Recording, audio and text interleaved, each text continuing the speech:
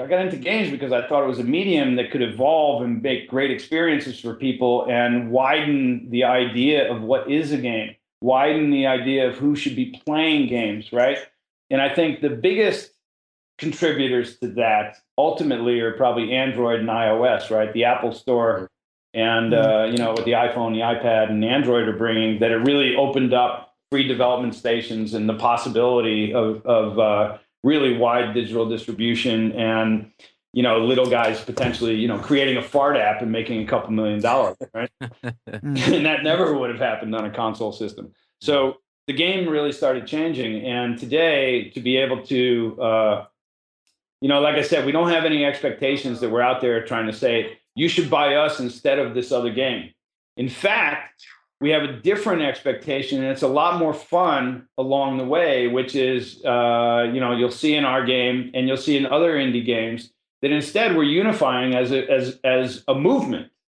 And that movement is saying, hey, exposure is the hardest thing for all of us. We think you make good product.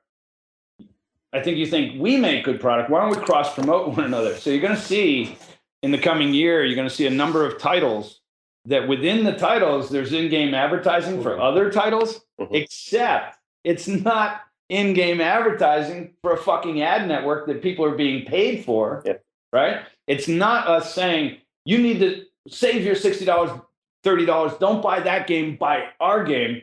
In fact, we're saying just the opposite. We're saying, if you like our game, you should check out these other guys too. And you know what? We have no financial interest in them.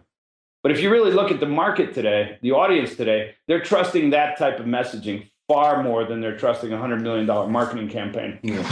And those of us in the indie community that are kind of, footing our own way, we're synergizing in this way. And I think that's a really, really positive sign.